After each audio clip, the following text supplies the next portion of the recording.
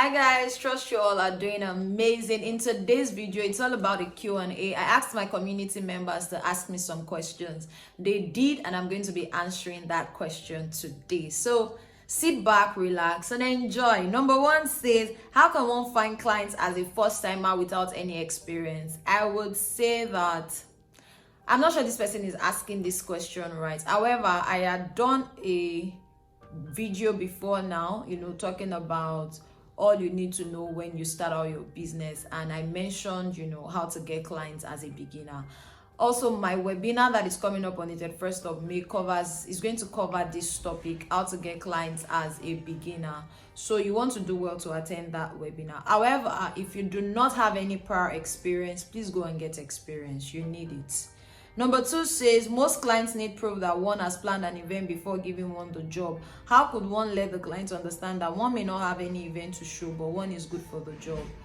I would say that you invest in style shoots, or there's something that I also do for my mentees. I have like some events that I can say, use this to start out, post these pictures, collate the pictures from here. When you have a client, show them as your portfolio, like this is what you've done before.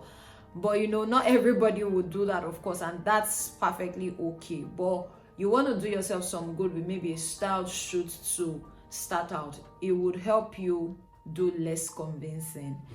Number three says, how can one convince clients that are based in local environment that doesn't believe they need event planners? Be proactive. That's what I would say. Before they even come to you, begin to do a lot of education.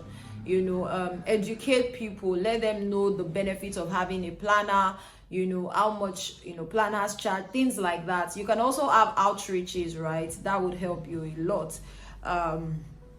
Another thing I would say you should do is, those pictures that go viral or something that went wrong at an event, you probably want to get those kind of videos, and then you want to give tips on what to do to avoid things like that. That way people begin to, you raise curiosity in the heart of people of what planners do. Number four says, what would you advise as ways of coping with vendors that do not listen and believe they can do it all because they have been in the business for years? I can totally relate. However, I think that the vendors you would get will not do this to you. So most times these are vendors that the clients, refer.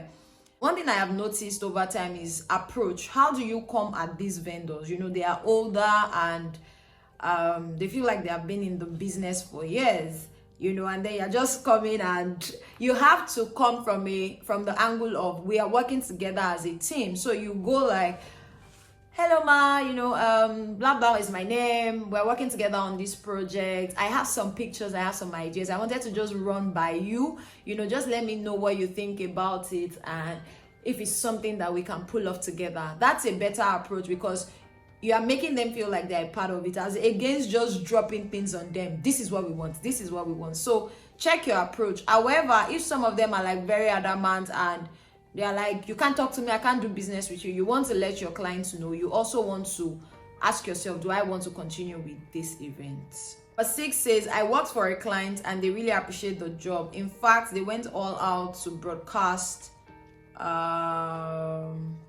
exceptional reviews on social media, although the service was rendered free of charge. Now they came back and referred someone wants to pay same service for low pay. This is where we get it wrong most times. When you're doing something like this, it is not free of charge.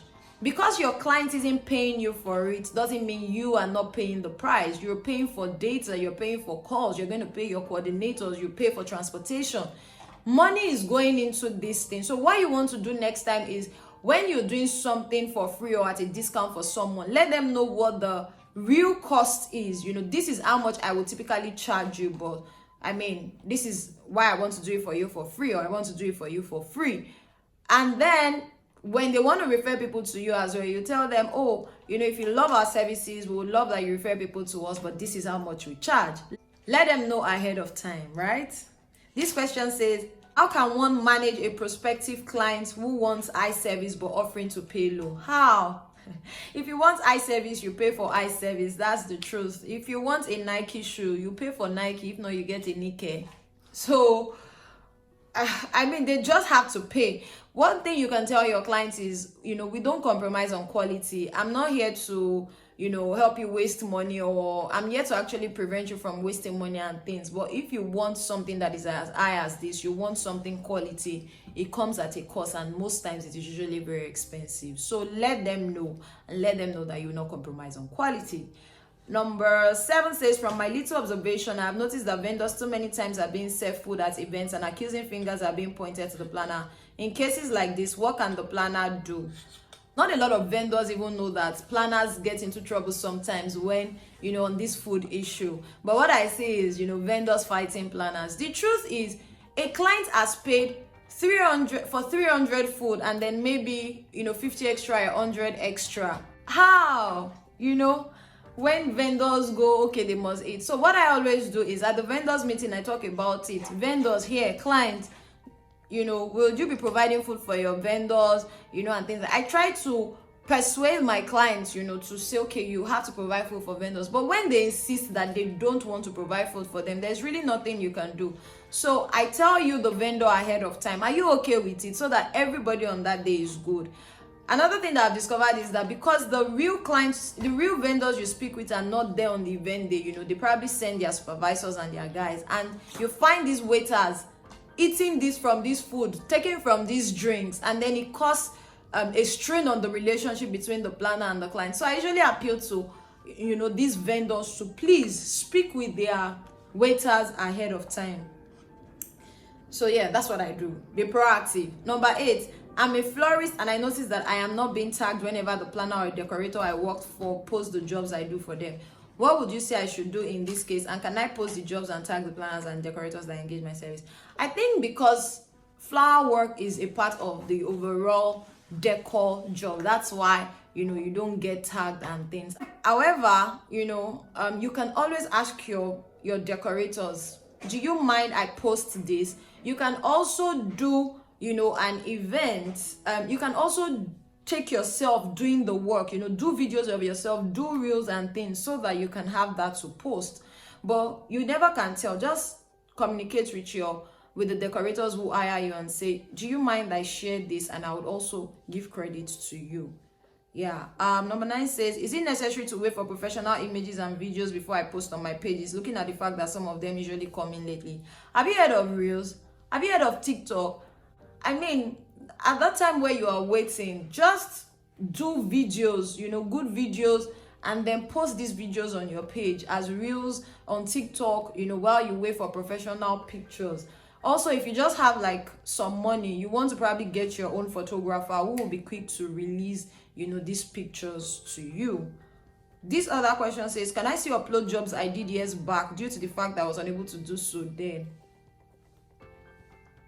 If these pictures align with where you're going, why not? I have pictures from years back that, I just posted them recently. And as a matter of fact, I have posted them before. Who cares really? So long the picture quality is great, the concept is creative, and it aligns with where you're going, please, by all means, go ahead. This other question says, these days collaboration and networking is being talked about. What would you counsel as the pros and cons to watch out for when collaborating with another event professional? What would you watch out for? Ensure you spell everything out. Number 1, you want to collaborate with somebody somebody you trust. However, if you don't know the person, you don't trust the person, ensure you talk everything out and put this thing in a document so that everybody can go back to it to see what was agreed on. What are we working at? What are the results we hope to achieve, so you can measure the progress. This says, is reform policy obtainable in the event industry? I mean, every business owner should have policy, so you should have what your reform policy is. But one thing I would like to talk about here is the fact that a lot of people say, pay me in full. That's okay, because I know that we have some end-time clients. However, Murphy law says that whatever can go wrong will go wrong. So what do you do if something goes wrong on the part of you, the vendor? Would you do a refund? We need to always talk things through so that our clients are comfortable with doing business with us.